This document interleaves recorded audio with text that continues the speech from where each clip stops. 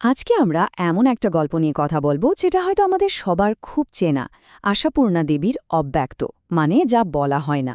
এটা এমন একটা বাঙালি পরিবারের গল্প যেখানে বাইরে থেকে দেখা হাসি মুখের পেছনে লুকিয়ে থাকে অনেক না বলা কথা, অনেক চাপা কষ্ট আর অভিমান। চলুন আজ সেই না বলা অনুভূতির পৃথিবীতে একটু ঢু মারা যাক। এই যে আমরা প্রায়ই দেখি একটা সুখী হাসিখুশি পরিবার, তাই না? কিন্তু একবারও কি ভেবে দেখেছি ওই বন্ধ দরজার ওপারে ছবিটা ঠিক কেমন? এই প্রশ্নটা নিয়েই আমাদের আজকের গল্পটা এগোবে। তো চলুন আর দেরি না করে আলাপ করা যাক গল্পের মূল তিনটে চরিত্রের সাথে।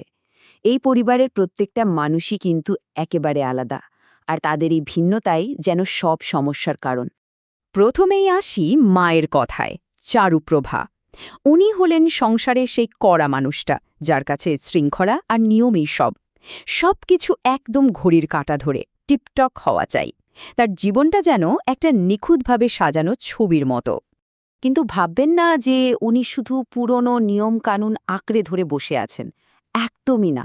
ওনার নিজের একটা জগৎ আছে, নিজের বিচার বিবেচনা আছে। কোনটা ঠিক আর কোনটা ভুল সেটা উনি বেশ বোঝেন। এই দিকটাই কিন্তু ওনার চরিত্রটাকে আরও ইন্টারেস্টিং করে তোলে। আর অন্যদিকে আছেন বাবা, বিজন বিহারী। একেবারে স্ত্রীর উল্টো, শান্ত, চুপচাপ। তিনি কম বলেন, কিন্তু পরিবারের সবটা বোঝেন, সবটা দেখেন। এই যে এত ব্যক্তিত্বের সংঘাত, এর মাঝে উনিই যেন একটা শান্ত, স্থির আশ্রয়। তো ভাবছেন তো যে এমন একজন কড়া মা আর এমন শান্ত বাবার মেয়েটা ঠিক কেমন হবে? এখানেই তো গল্পের আসল মোচড়। কারণ তাদের মেয়ে এই দুজনের কারোর মতোই নয়। আর এই যে দুটো জেনারেশনের মধ্যেকার ফারাক, এর প্রথম আগুনটা লাগে জানেন কি নিয়ে? মেয়ের নাম নিয়ে। হ্যাঁ, একটা নাম যা গোটা পরিবারের মধ্যেকার চাপা উত্তেজনাটাকে একবারে সামনে নিয়ে আসে। মেয়েটার নাম রাখা হয়েছে জিপসি। একবার চিন্তা করুন, চারুপ্রভার মতো একজন মায়ের কাছে এই নামটা শোনা। এটা তো শুধু একটা নাম না, এটা যেন তার এতদিনের গড়ে তোলা নিয়মের সংসারে একটা বিদ্রোহের সুর। তো দেখতেই পাচ্ছেন, দুটো একেবারে আলাদা দুনিয়া। একদিকে মায়ের জগৎ, যার নিয়ম আর ঐতিহ্যে বাঁধা, আর অন্যদিকে মেয়ের জগৎ, যেখানে সে নিজের মতো করে বাঁচতে চায়, স্বাধীনভাবে। এই দুটো জগতের মধ্যে সংঘাত তো লাগবেই, তাই না? আর যখন এই সংঘাত চরমে ওঠে, তখন কথা আর কথা থাকে না, তীরের মতো এসে বেঁধে। ছোটখাটো একটা তর্ক থেকে এমন সব কথা বেরিয়ে আসে যা সোজা বুকে গিয়ে লাগে। এই একটা প্রশ্নই যেন দেখিয়ে দেয় যে সম্পর্কটা কতটা তলানিতে গিয়ে ঠেকেছে। এই যে রোজকার ছোট ছোট ঝামেলা, এগুলোই কিন্তু আস্তে আস্তে একটা দেওয়াল তুলে দেয়। সম্পর্কের মধ্যে একটা অদ্ভুত টানাপোড়েন শুরু হয়, যা বাইরে থেকে হয়তো বোঝাও যায় না। আর এই সব কিছুর মাঝে সবথেকে অসহায় বোধ করেন কে? বাবা, বিজন বিহারী। উনি যেন মাঝখানে দাঁড়িয়ে থাকা একজন নীরব দর্শক। মা মেয়ে দুজনকেই ভালোবাসেন, কিন্তু তাদের মধ্যে যে দূরত্বটা বাড়ছে সেটা কমানোর কোনো উপায় খুঁজে পান না। আর এর ফল কি দাঁড়ায়? ফলটা হয় ভয়ঙ্কর। বাড়িতে কথা বলাই বন্ধ হয়ে যায়। যা হয় তা শুধু ঝগড়া আর একে অপরকে দোষারোপ করা।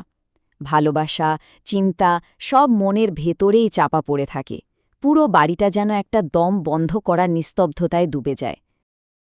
কিন্তু এত কিছুর পরেও, এত ঝগড়া, এত দূরত্বের পরেও এমন কিছু সুতো থাকে যা ছিঁড়ে যায় না, পরিবারকে ঠিক বেঁধে রাখে।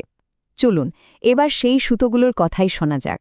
কিন্তু প্রশ্নটা থেকেই যায়, এই যে এত অভিমান, এত দূরত্ব, এর কি আদৌ কোনো শেষ আছে? সম্পর্কগুলো কি এভাবেই হারিয়ে যাবে সময়ের সাথে? আর ঠিক এখানেই গল্পের আসল ম্যাজিকটা।